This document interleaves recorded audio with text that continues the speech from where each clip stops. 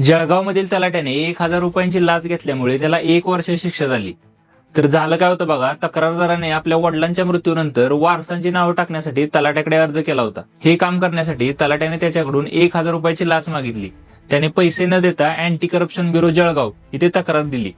दुसऱ्या दिवशी सकाळी अँटी करप्शन ब्युरोने ट्रॅपची तयारी केली. तक्रारदाराकडून एक 500ची आणि 5 100च्या नोटा घेऊन त्याला अँथ्रेसिन पावडर लावण्यात आली. ही पावडर अल्ट्राव्हायोलेट लाईट खाली चमकते, त्यामुळे लाच स्वीकारल्याचा पक्का पुरावा मिळतो. नोटा पावडर लावून तक्रारदाराच्या शर्टच्या खिशात ठेवल्या गेल्या आणि त्याला स्पष्ट सूचना देण्यात आली की आरोपी स्वतः मागणी करेल तेव्हाच या नोटा द्यायच्या. सकाळी 8च्या सुमारास अँटी करप्शन ब्युरोचे पथक तक्रारदाराच्या गावाकडे रवाना झाले. गावात पोहोचल्यावर कोतवालाने तलाट्याला बोलवून आणले. तलाट्याने पुन्हा विचारले की पैसे आणले का. तक्रारदाराने होकार देत आपल्या शर्टच्या खिशातून 1,000 रुपये काढले आणि तलाट्याच्या हातात दिले. तलाट्याने पैसे स्वीकारून लगेच कोतवालाला दिले. पैसे देण्याची व घेण्याची प्रक्रिया पूर्ण झाल्यावर तक्रारदाराने ठरलेला सिग्नल दिला. सिग्नल मिळताच अँटी करप्शन ब्युरोचे अधिकारी तिथे ताबडतोब पोहोचले.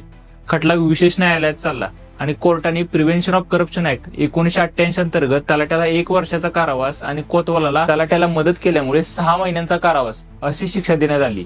दोन्ही आरोपींनी हायकोर्टात अपील केली, पण हायकोर्टाने विशेष न्यायालयाचा निकाल कायम ठेवला आणि दोघांची शिक्षा व्हॅलिड असल्याचे सांगून त्यांना ताबडतोब शिक्षा भोगण्याचे आदेश दिले.